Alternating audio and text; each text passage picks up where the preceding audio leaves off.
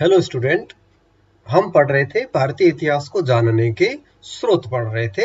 और जैसा कि आपने पिछली 4 वीडियोज में सीखा होगा कि भारतीय इतिहास के जानने के स्रोतों को हमने 2 भागों में बांटा है, साहित्यिक स्रोत और पुरातात्विक स्रोत। हम चल रहे हैं अभी साहित्यिक स्रोतों में, और साहित्यिक स्रोतों को हमने धार्मिक और धर्मेतर 2 भागों में बांट दिया था। फिर धार्मिक साहित्य को हमने ब्राह्मण साहित्य, बौद्ध साहित्य और जैन साहित्य में बांटा था। और बौद्ध साहित्य में हमने पिटकों की बात की थी, जैन साहित्य में हमने आगम की बात की थी, ब्राह्मण साहित्य में हमने वेद, उपनिषद, ब्राह्मण, महाकाव्य, पुराणिक, वेदांग की बात हमने की थी। आज हम पढ़ेंगे धर्म निरपेक्ष साहित्य के बारे में।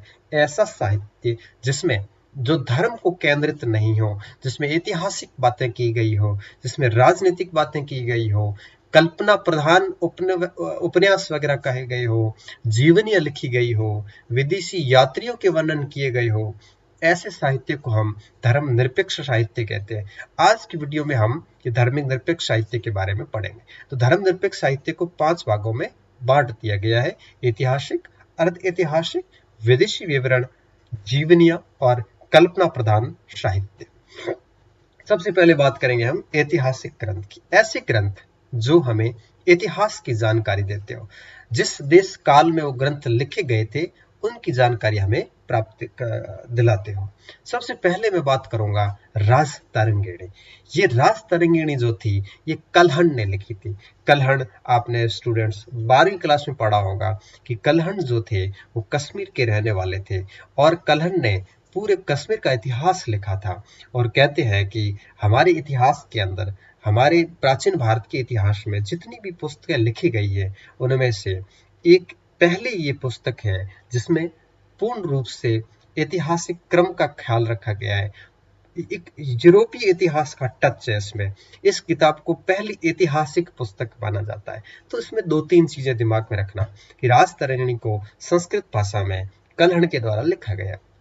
दूसरी बात, इस राज तरंगिणी के अंदर जो मुख्य रूप से जो सामग्री है वो कश्मीर का इतिहास है, इसलिए उसको ऐतिहासिक ग्रंथ कहा जाता है। और तीसरी बात, ये बिल्कुल ऐतिहासिक परंपराओं के हिसाब से लिखा गया था, इसलिए इसको प्रथम ऐतिहासिक ग्रंथ जो है वो कहा गया है। हालांकि आगे चलकर राज तरंगिणी के भी 3 और भाग आए। एक प्रभाकर शुक्ल ने लिखा था, एक जैनेन्द्र ने लिखा था, और भी 1-2 भाग थे। तो मेन राज तरंगिणी जो थी वो 8 तरंग थे, और आपके कलहण ने लिखे थे।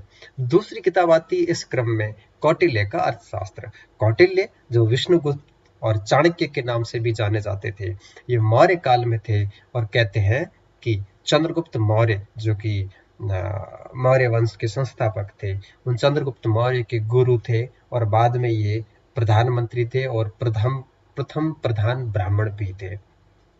कौटिल्य ने ही नंद वंश के अंतिम शासक घनानंद को एक प्रकार से अपदस्थ करके, युद्ध में पराजित करवाकर, और भारत में नंद वंश को समाप्त करके और मौर्य वंश की नींव रखने में सबसे बड़ा योगदान दिया था।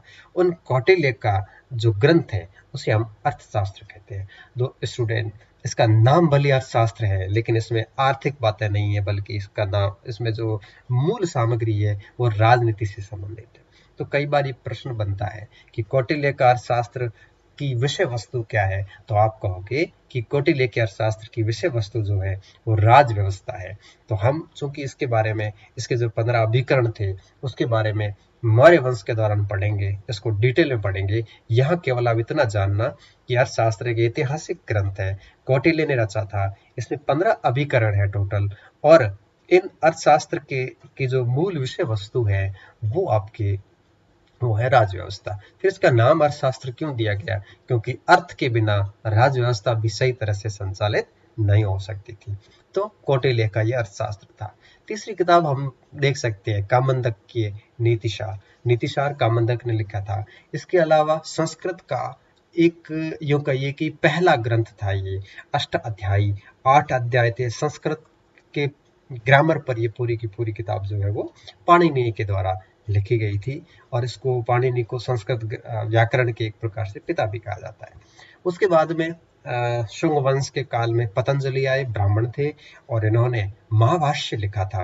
ये महाभाष्य एक प्रकार की टीका थी और इन्होंने इसमें योग शास्त्र पर भी बल दिया गया था। इसके अलावा कालिदास का सारा साहित्य जो है, एक नाम मैंने मालवई का अग्निमित्र लिखा है, तो बहुत सारा कालिदास का जितना भी साहित्य था, चाहे वो खंड काव्य हो, चाहे वो आपके महाकाव्य हो, चाहे वो आपके जो भी नाटक थे, वो सारा का सारा साहित्य भी इसमें आ जाता है। इसके अलावा विशाख दत्त का मुद्रा राक्षस भी, आपके मुद्रा राक्षस ग्रंथ जो है, जो विशाख दत्त ने लिखा था, वो भी इसको ऐतिहासिक ग्रंथ में माना जाता है। इस मुद्रा राक्षस के अंदर ही चंद्रगुप्त मौर्य को वृषल जनजाति जाति का बताया था, मतलब नीची जाति का बताया था। ये मुद्रा राक्षस चूंकि लिखा तो बहुत गुप्त काल के आसपास का है, लेकिन इसमें जानकारी मौर्य काल की हमें मिल जाती। इसके अलावा गुजराती साहित्य, राजस्थानी साहित्य, बंगाली साहित्य, ये सारा जो साहित्य है, इसको भी हम ऐतिहासिक ग्रंथों में रखते हैं। तो मैं इस पूरे टॉपिक को एक बार पुनः शॉर्ट में आपको समझा देता हूँ कि भारतीय इतिहास को जानने के स्रोतों को हमने दो भागों में बांट रखा है, धार्मिक साहित्य और आपके अधार्मिक साहित्य, साहित्यिक स्रोत और पुरातात्विक स्रोत। फिर साहित्यिक स्रोतों को हमने दो भागों में बांटा था, साहित्यिक स्रोतों को धार्मिक साहित्य और अधार्मिक साहित्य। धार्मिक में हमने पढ़ा था ब्राह्मण, जैन और बौद्ध, और अधार्मिक में हमने देखा है आपके 5 भाग है टोटल। ऐतिहासिक साहित्य के बारे में हमने देख लिया है और आगे के लेक्चर में हम देखेंगे विदेशी साहित्य और जीवनियों के बारे में। बहुत बहुत धन्यवाद स्टूडेंट, और उम्मीद कर रहा हूँ आप इंटरेस्ट के साथ इसको पढ़ रहे होंगे।